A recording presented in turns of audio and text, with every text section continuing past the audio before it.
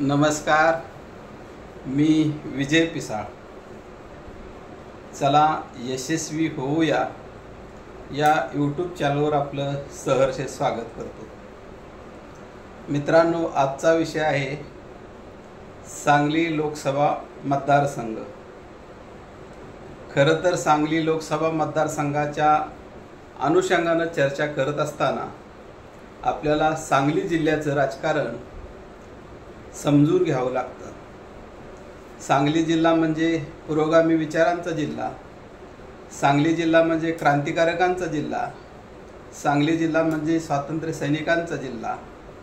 सांगली जिल्ह्यामध्ये वेगवेगळ्या चळवळींनी अतिशय जोर धरला.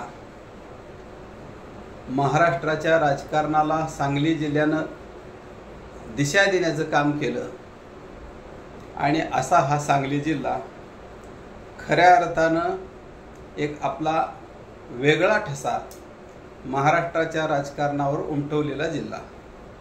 तर आज आपल्याला सांगली लोकसभा मतदारसंघाची चर्चा करायची आहे. वसंतदादा पाटील यांनी सांगलीचं राजकारण केलं. राजाराम बापू पाटील असतील, शिवाजीराव शेंडगे साहेब असतील, अण्णासाहेब डांगे असतील, त्याचप्रमाणे स्वर्गवासी आर.आर. पाटील साहेब असतील, त्याचप्रमाणे राष्ट्रवादीचे प्रदेशाध्यक्ष माननीय जयंतराव पाटील साहेब असतील, असे दिग्गज नेते मंडळी या सांगली जिल्ह्यामध्ये निर्माण झाले आणि महाराष्ट्रात आपला त्यांनी वेगळा ठसा उमटवला. मित्रांनो, सांगली लोकसभा मतदारसंघामध्ये प्रामुख्यानं जे 6 विधानसभा मतदारसंघ आहेत त्याची आपल्याला सुरुवातीलाच कल्पना असणं, त्याची ओळख असणं, त्याची माहिती असणं अत्यंत गरजेचं आहे. त्यापैकी पहिला मतदारसंघ अनुसूचित जातीसाठी राखीव असलेला मिरज विधानसभा मतदारसंघ. मिरज विधानसभा मतदारसंघाची ओळख ही वेगवेगळ्या कारणानं सातत्यानं, विशेषतः मिरज शहराची ओळख वेगवेगळ्या कारणानं सातत्यानं चर्चेत असते. ते म्हणजे त्या ठिकाणी होणारी वेगवेगळी आंदोलनं आणि शिवजयंतीच्या काळात असेल, गणपती उत्सवाच्या काळात असेल, त्या ठिकाणी लावली गेलेली वेगवेगळी होर्डिंग्स आणि त्यातून निर्माण झालेले वाद आणि यातूनच राजकीय आपली पोळी भाजण्याचा केलेला या लोकांनी प्रयत्न, अशा पद्धतीचं हे मिरज आणि त्या परिसराचं राजकारण आहे. तर मिरज विधानसभा मतदारसंघ हा भारतीय जनता पक्षाच्या गेली अनेक वर्ष ताब्यात आहे आणि सुरेश खाडे हे त्या ठिकाणी सातत्यानं आमदार म्हणून निवडून येत आहेत. त्या ठिकाणी सातत्यानं हिंदुत्वाचा प्रचार आणि प्रसार केल्यामुळं त्यांना ते ध्रुवीकरण करण्यात यश आलेलं आहे. दुसरा मतदारसंघ आहे सांगली विधानसभा मतदारसंघ. सांगली विधानसभा मतदारसंघावर सुद्धा गेले कित्येक दिवस भारतीय जनता पक्षाचा वरचष्मा राहिलेला आपल्याला दिसून येतो. संघाची प्रयोगशाळा म्हणून सांगली विधानसभा मतदारसंघाकडे पाहिलं जातं. त्याही ठिकाणी त्यांनी वेगवेगळ्या आंदोलनाच्या माध्यमातून हिंदुत्वाचा पुरस्कार करून जास्तीत जास्त लोकांमध्ये आपली लोकप्रियता त्या ठिकाणी त्यांनी मिळवलेली आहे आणि त्याच जोरावर सांगली विधानसभा मतदारसंघ त्यांनी काबीज केलेला आहे, जो यापूर्वी भाजपचा उदय व्हायच्या अगोदर वसंतदादा पाटील यांच्या घराण्याकडं सांगली विधानसभा मतदारसंघ कायम असायचा. तो मतदारसंघ हल्ली भाजपच्या ताब्यात गेलेला आहे आणि त्याचे सध्याचे आमदार आहेत धनंजय उर्फ सुधीर गाडगीळ. तिसरा विधानसभा मतदारसंघ त्यामध्ये येतो पलूस कडेगाव. पलूस कडेगाव म्हटलं की प्रामुख्यानं आपल्याला पतंगराव कदम साहेब यांचा मतदारसंघ म्हणून सुपरिचित आहे आणि सध्या या मतदारसंघाचं प्रतिनिधित्व पतंगराव कदम साहेब यांचे चिरंजीव विश्वजित कदम साहेब हे करत आहेत। या मतदारसंघामध्ये काँग्रेस विरुद्ध राष्ट्रवादी काँग्रेस अशीच लढत बऱ्याच वेळा झाली आणि त्यामध्ये पृथ्वीराज देशमुख, संग्रामसिंह देशमुख ही मंडळी आणि त्यांचा डोंगराई उद्योग समूह त्यांनीही त्यांचं प्रस्ताव चांगलं ठेवलेलं आहे। परंतु काँग्रेस आणि राष्ट्रवादी काँग्रेसच्या युतीमध्ये हा मतदारसंघ काँग्रेसच्या वाटेला गेल्यामुळं देशमुख कुटुंब हे भारतीय जनता पक्षामध्ये गेलं आणि सध्या ते भारतीय जनता पक्षाचं काम त्या ठिकाणी करत असतात। परंतु पलूस कडेगाव हा मतदारसंघ हा सातत्यानं काँग्रेस विचारांना सोबत राहिलेला आहे, काँग्रेस विचारसरणी मानणारा मतदारसंघ आहे। चौथा मतदारसंघ आहे खानापूर विधानसभा मतदारसंघ। खानापूर विधानसभा मतदारसंघात सुद्धा शिवसेना विरुद्ध काँग्रेस किंवा राष्ट्रवादी काँग्रेस अशीच लढत सातत्यानं होत आलेली आहे आणि यामध्ये शिवसेनेचे सध्या आमदार आहेत अनिल बाबर साहेब। पाचवा मतदारसंघ आहे तासगाव। तासगाव म्हटलं की स्वर्गवासी आर आबा यांचा मतदारसंघ आणि सध्या आर आबांच्या पत्नी या सुमनताई पाटील यातल्या आमदार आहेत। आणि सहावा मतदारसंघ आहे जत विधानसभा मतदारसंघ। जत विधानसभा मतदारसंघाचं पूर्वी शिवाजीराव शेंडगे असतील, त्याचप्रमाणे मागच्या टर्मला प्रकाशांना शेंडगे असतील यांनी प्रतिनिधित्व केलेलं आहे। परंतु सध्या काँग्रेसचे विक्रमसिंह बाळासाहेब सावंत हे आमदार आहेत। तर ही अशा पद्धतीनं सांगली लोकसभा मतदारसंघाच्या अंतर्गत येणाऱ्या 6 विधानसभा मतदारसंघांची परिस्थिती आहे। यामध्ये भारतीय जनता पक्षाच्या ताब्यात 2 मतदारसंघ, काँग्रेसच्या ताब्यात 2 मतदारसंघ, शिवसेनेच्या ताब्यात 1 आणि राष्ट्रवादी काँग्रेसच्या ताब्यात 1 विधानसभा मतदारसंघ अशी संमिश्र ताकद असलेला हा विधानसभा मतदारसंघ येतो। प्रामुख्यानं ह्या सांगली विधानसभा मतदारसंघाची चर्चा करत असताना गेल्या 2 टर्मला संजय काका पाटील हे त्या ठिकाणी खासदार म्हणून निवडून गेलेले आहेत आणि त्यांच्या विरुद्ध सध्या अँटी इन्कम्बन्सी फॅक्टर जोरात काम करतोय अशी त्या ठिकाणी चर्चा होताना दिसते। खरं तर या मतदारसंघामध्ये शिवसेनेची ताकद काँग्रेस आणि राष्ट्रवादी काँग्रेसच्या ताकदीपेक्षा फारच कमी आहे। परंतु वरिष्ठ पातळीवरील राजकारण आणि जयंतराव पाटील साहेब आणि वसंतदादा पाटील या घराण्यातील जुना संघर्ष आणि त्यातून निर्माण झालेली दरी या कारणामुळं, या वादामुळं हा मतदारसंघ खरं तर काँग्रेसला सुटायला पाहिजे होता। परंतु जयंत पाटील साहेबांनी काही राजकारण केलं आणि हा मतदारसंघ शिवसेनेच्या वाटेला गेला अशी त्या ठिकाणी जोरदार चर्चा आहे। विश्वजित कदम साहेब असतील किंवा विशाल पाटील साहेब असतील, ह्या दोघांनी सातत्यानं हा मतदारसंघ काँग्रेसचा आहे आणि काँग्रेसची या ठिकाणी ताकद आहे, काँग्रेसला मिळाला पाहिजे अशी भूमिका घेतली। परंतु काँग्रेसच्या श्रेष्ठींना किंवा या आघाडीच्या राजकारणामध्ये हा मतदारसंघ त्या काँग्रेसला सुटला नाही आणि विशाल पाटलांच्या उमेदवारीला त्या ठिकाणी काँग्रेसकडून मिळणाऱ्या उमेदवारीला त्या ठिकाणी ब्रेक लागलेला आपल्याला दिसून येतो। परंतु ग्राउंडवरची परिस्थिती थोडी वेगळी आहे।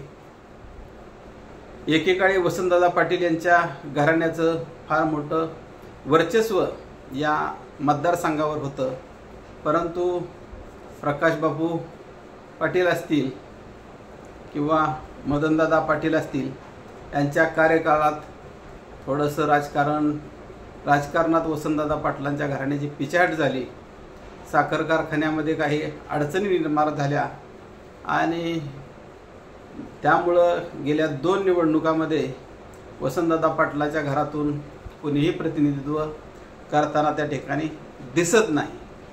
परंतु यावेळेस थोडीशी परिस्थिती बदललेली आहे असं स्थानिक लोक सांगतात आणि गेल्या काही दिवसामध्ये विशाल पाटील यांनी लोकसभा निवडणुकीची चांगली त्या ठिकाणी तयारी चालवलेली होती.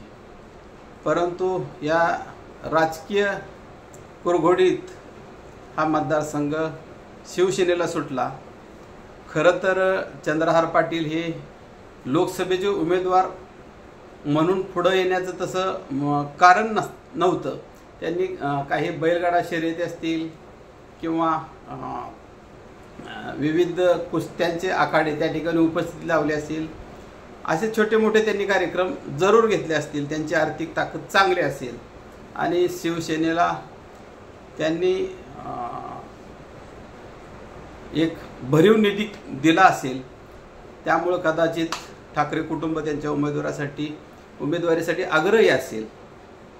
परंतु जनमताचा विचार करता हा मतदारसंघ काँग्रेसला सुटणं अपेक्षित होतं, परंतु तसं झालं नाही आणि विशाल पाटील यांना वेगळा विचार करावा लागला, बंडखोरी करावी लागली आणि वंचितकडून त्यांनी उमेदवारी त्या ठिकाणी स्वीकारली. तर तिथली अशी ग्राउंडवर परिस्थिती आहे.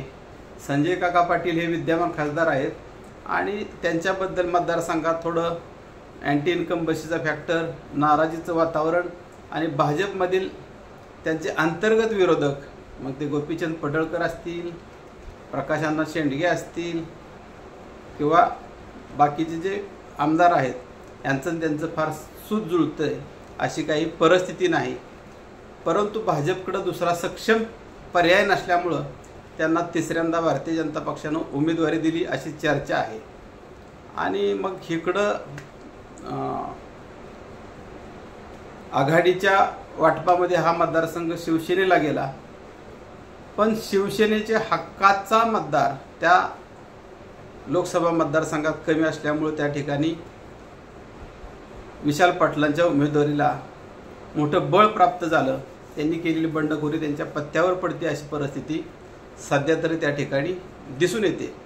आणि अप्रत्यक्षपणे काँग्रेस विचारसरणीचा मतदार, मग तो राष्ट्रवादी काँग्रेसचा असेल किंवा भारतीय राष्ट्रीय काँग्रेसचा असेल, तो विशाल पाटील यांचं काम करेल अशी त्या ठिकाणची एकंदर परिस्थिती आहे असं स्थानिक लोक सांगतात. आणि बऱ्याच अंशी आर पाटलांच्या मतदारसंघामध्ये किंवा पलूस कडेगावमध्ये आणि खानापूर आटपाडी या मतदारसंघामध्ये जतमध्ये विशाल पाटील यांना भरभक्कम आघाडी मिळेल आणि मिरज व सांगली शहर या विधानसभा मतदारसंघातून काट्याची टक्कर होईल अशी त्या ठिकाणची एकंदर परिस्थिती आहे. जयंत पाटील यांनी जरी कितीही जोर चंद्रहार पाटलांसाठी लावला तरी या मतदारसंघात त्यांचं प्रभाव क्षेत्र नाही. ते जास्त करून वाळवा, इस्लामपूर या ठिकाणी त्यांचं प्रभाव क्षेत्र आहे आणि ह्या मतदारसंघात त्यांचा फारसं प्रभाव क्षेत्र नाही. त्यामुळं जयंतराव पाटील या मतदारसंघात चंद्रहार पाटलांसाठी फार मोठी जमवाजमव करतील अशी परिस्थिती नाही. त्यामुळं ही लढत तिथल्या लोकांच्या म्हणण्यानुसार विशाल पाटील विरुद्ध संजय काका पाटील अशीच होण्याची दाट शक्यता आहे. आणि प्रत्येक मतदारसंघाने विचार केला तर यावेळेस थोडंसं विशाल पाटील यांचं पारडं जड असल्याचं बोललं जात आहे. कदाचित संजय काका पाटील यांच्यावर असलेली प्रचंड नाराजी आणि विशाल पाटील यांच्याबद्दल, वसंतदादा पाटील यांच्या घराण्याबद्दल असलेली सहानुभूती, या दोन गोष्टीत विशाल पाटील हे किंचित मताने का होईना यावेळेस जिंकतील अशी त्या ठिकाणी स्थानिक चर्चा आहे आणि चंद्रहार पाटील यांची उमेदवारी मात्र ते तिसऱ्या नंबरला राहतील असे त्या ठिकाणी दाट शक्यता आहे अशा त्या ठिकाणी बोललं जात आहे।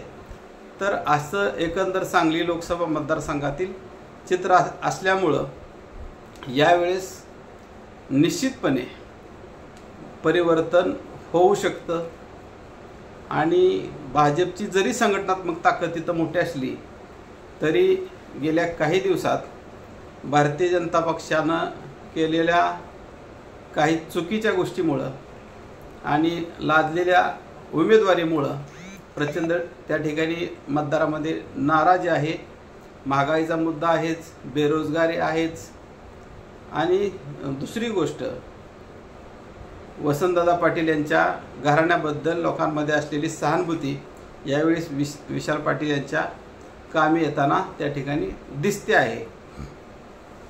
तर येणाऱ्या कालावधीमध्ये आपल्याला लक्षात येईल की सत्तेचं परिवर्तन होत असताना वारंवार एखाद्या घरावर जर अन्याय होत असेल आणि ते घराणं जर जनतेमध्ये लोकप्रिय असेल आणि लोकांची सहानुभूती मिळवण्यात ते जर यशस्वी ठरलं तर निश्चितपणे त्याचा फायदा त्यांना होऊ शकतो। आता चंद्रहार पाटलांच्या बाबतीत बोलायचं झालं तर ते एक सक्षम कुस्तीपटू आहेत, आर्थिकदृष्ट्या ते सदृढ आहेत आणि पक्षाची मर्जी त्यांनी संपादन केलेली आहे। त्यांनी काही पक्षासाठी आर्थिक मदत मोठ्या प्रमाणावर केली असेल आणि त्यातून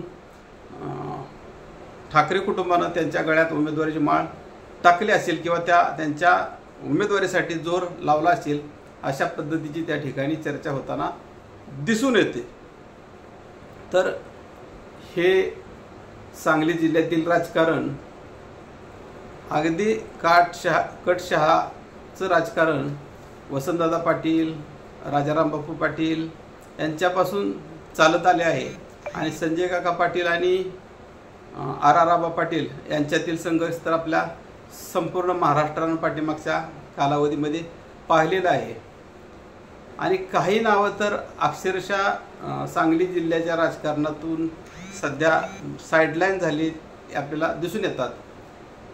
त्यामध्ये शिवाजीराव देशमुखांचं घराण्याचं नाव सध्या कमी झालेलं आहे। त्याचप्रमाणे शिवाजीराव नाईक यांचं सुद्धा नाव सध्या कमी झालेलं आहे। डांगे कुटुंबाचं इस्लामपूरमधला मतदारसंघ त्यांचा हे झाल्यानंतर विभाजित झाल्यानंतर त्यांचंही नाव सध्या मागं पडलेलं आहे आणि शेंडगे कुटुंबाचं सुद्धा सध्या नाव मागं पडलेलं आहे आणि अजितराव घोरपडे गट हा सुद्धा आता त्या ठिकाणी कमजोर झालेला आहे आणि गोपीचंद पडळकरांचं कुठं थोडं एखाद्या जिल्हा परिषद गटापुरतं महत्त्व राहतं, ह्यापेक्षा त्यांचं काय कर्तृत्व फार मोठं आहे असं त्या ठिकाणी बोललं जात नाही। एकंदर ही सांगली जिल्ह्यातली परिस्थिती आहे। परंतु सांगली लोकसभा मतदारसंघात यावेळेस विशाल पाटील यांचं पारडं जड असल्याचं मात्र बोललं जाते। परंतु खरंच ही परिस्थिती मतामध्ये रूपांतरित झाली का आणि विशाल पाटील यांचं पारडं जड आहे का की चंद्रहार पाटील मुसंडी मारू शकतील हे आपल्याला 4 जूनला समजेल आणि 4 जूनची आपण वाट पाहूया। धन्यवाद।